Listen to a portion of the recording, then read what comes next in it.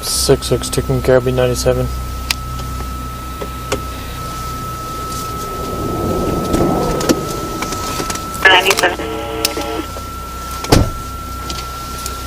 Hey, bud. Got a flat tire. You can help me? What are you needing? Just a tire. I need a ride to the store. You get me there. Okay, I can get you back to town real quick, but nobody's open tonight. Well, that's fine. I get to town. I just haven't come back to get the car. Okay, go ahead and go to the front of my car real quick. I'll meet you up there real quick. Right. I'll get.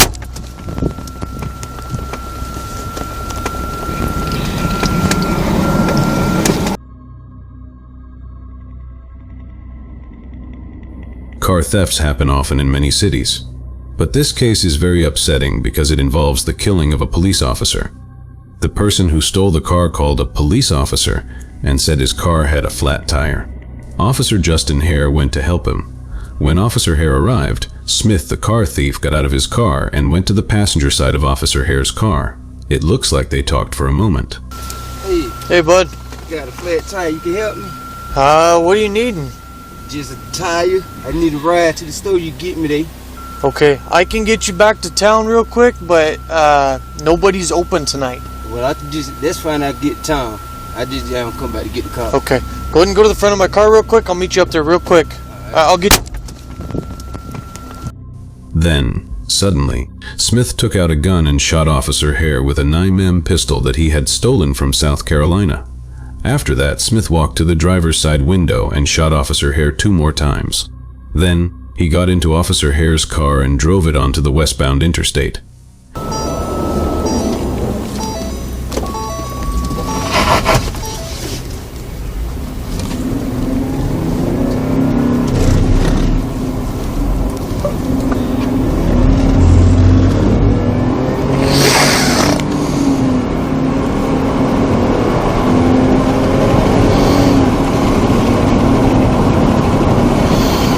He drove for a bit before exiting. Officer Hare was still inside the car during this time. After driving for a while, Smith took Officer Hare out of the car. Then, he kept driving the police car before crashing it in Guadalupe County.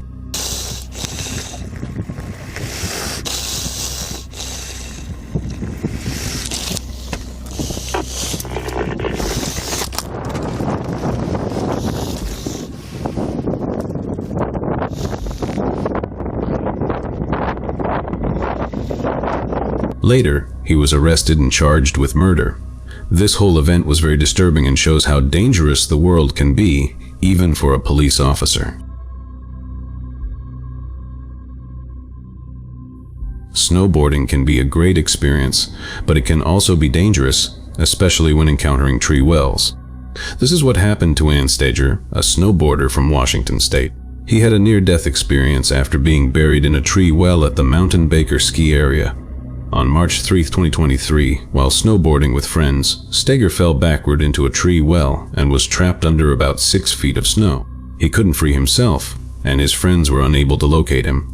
Luckily, a skier named Francis Zuber noticed Steger's snowboard sticking out of the snow and immediately went to help.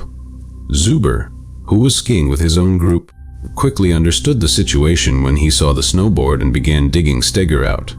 The rescue was recorded on Zuber's GoPro camera. This is what happened. Do it.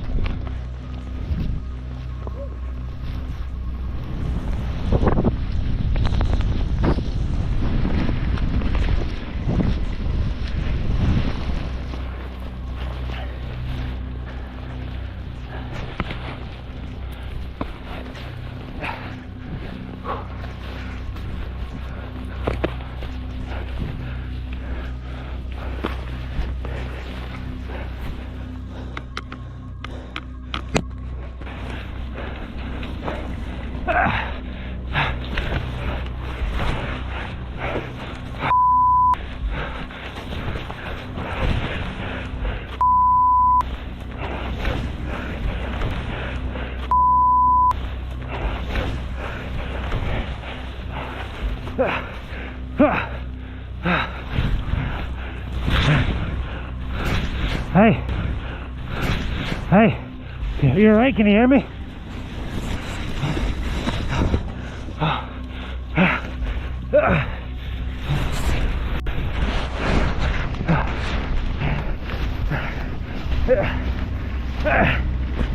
Come on. The ice was very hard and it took a long time to dig him out. During the rescue, Steger was disoriented and thought he was going to die, but Zuber was able to pull him out.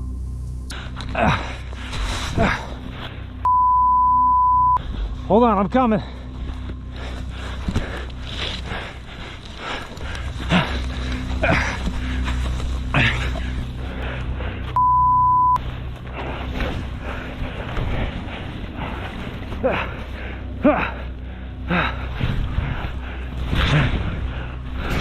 Hey, come on.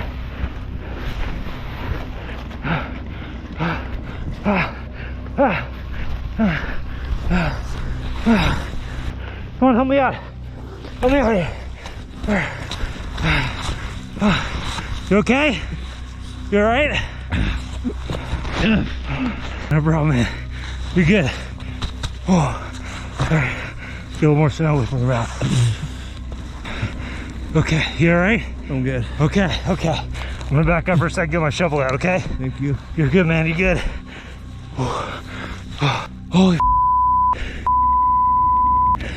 oh.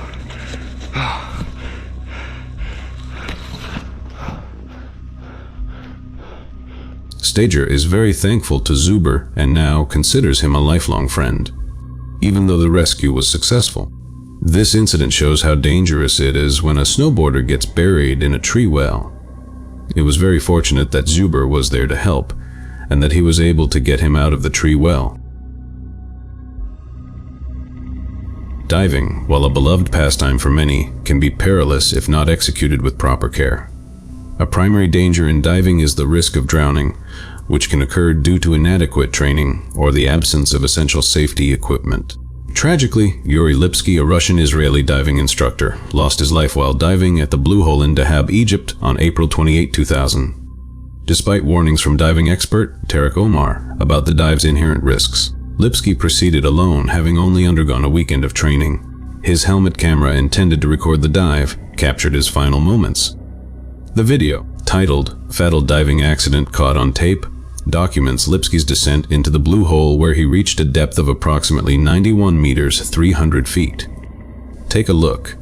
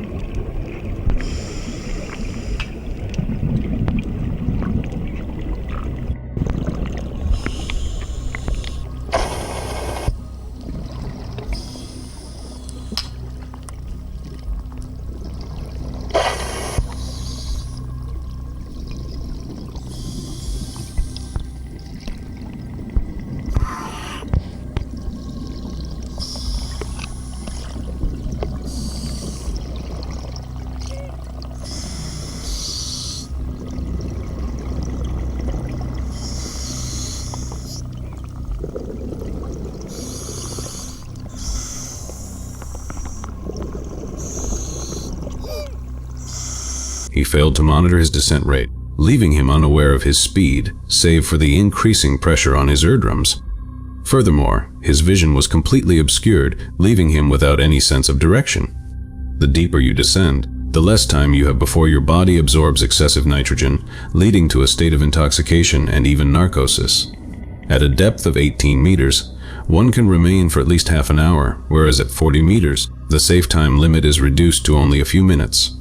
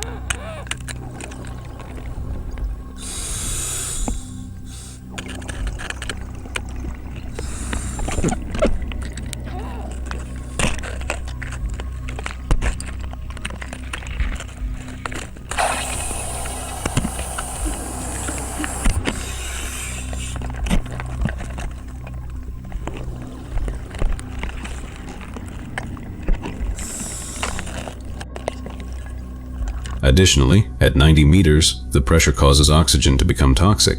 Lipsky became increasingly disoriented as he descended, likely contributing to his failure to monitor his descent, compounded by his distraction from filming. Upon reaching the 90 meters mark at the plateau, a depth beyond the scope of standard diving instruction is typically up to 40 meters, or 44 meters for rescue diving. He was likely aware of his dire situation. At 90 meters, strength is severely reduced due to the high pressure, making ascent impossible without specialized equipment like a highly buoyant balloon or vest. Exhaustion would set in long before reaching the surface. Moreover, his equipment, including tanks, camera, and extra batteries, added to the downward pull. He continued to descend, unaware of the danger until it was too late.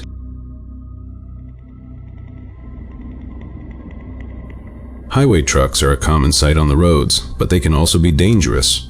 This incident happened on a highway between Azov and Starominskaya in the Rostov region of Russia. A Kamaz truck, which was fully loaded with bricks, smashed into the windshield of an Audi A4. One of the bricks came loose and hit the Audi A4, striking a 29-year-old woman named Olga Gakovich, who was on the passenger side of the car.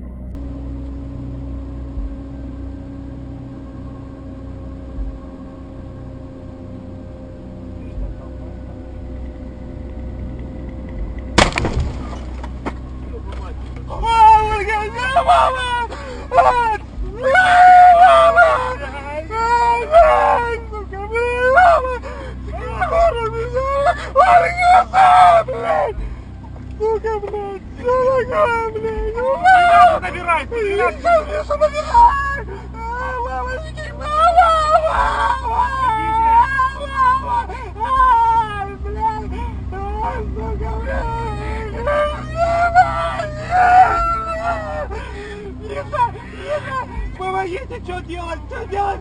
Я попала, блядь!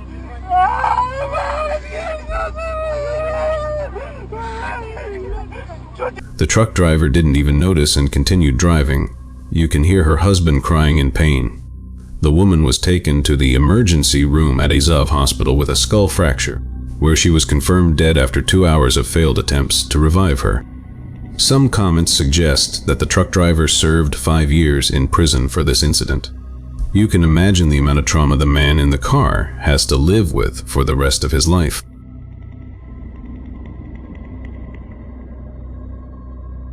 This footage is from 1:30 a.m. Sunday from a couple's dash cam while driving along the pitch-dark Lake Road. As soon as the car gets closer to the intersection, an eerie-looking hooded man looked down at the road with his hands in his pockets and his head down. As the car slows down, the man lunges forward, blocking the car's path. Scared, the car speeds up and drives away.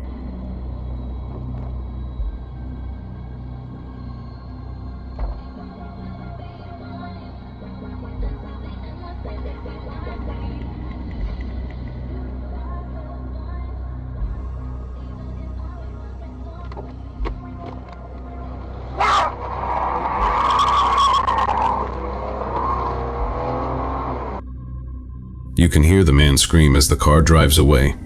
Shortly after, the driver's wife and her friend are following in another car, unaware of what just happened. As they approach the same area, the hooded man repeats his action, lunging forward and screaming at the car. The women, also startled, accelerate and drive away from the area. Later, the couple reported they were still shaken up by the frightening encounter. Police investigated the incident and found a man sleeping inside a silver Mitsubishi Triton. Later, he was charged with drug possession after officers found a bag of drugs in his pocket. To this day, no one knows what the intentions of the hooded man were.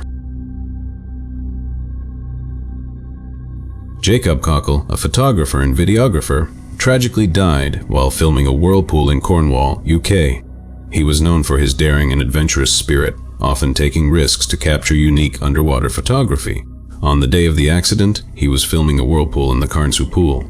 He dived underwater with a GoPro camera attached to a pole, attempting to get one last shot.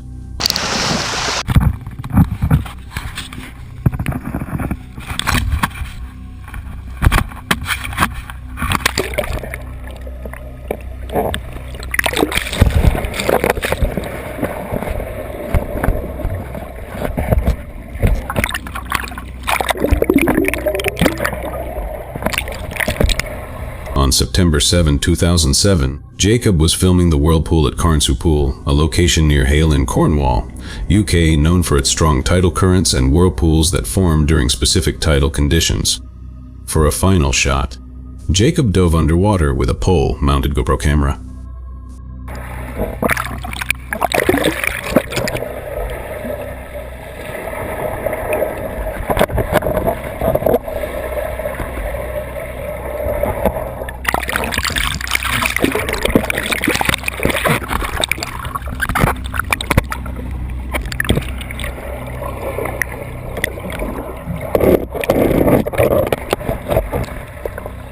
After diving underwater, Jacob did not resurface. His friends and colleagues who were with him began searching for him and raised the alarm when they realized he was missing.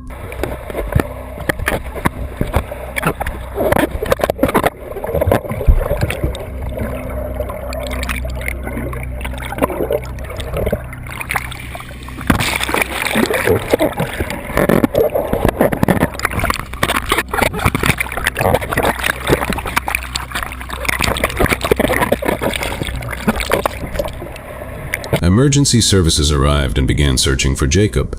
His body was found in the pool later that day. The exact cause of his death was never determined, but it is believed that he drowned due to the strong tidal currents and whirlpools.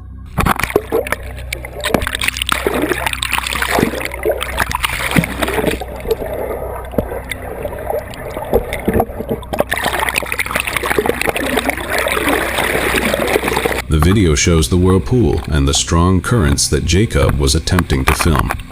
The footage ends abruptly, leaving viewers with a haunting sense of the tragedy.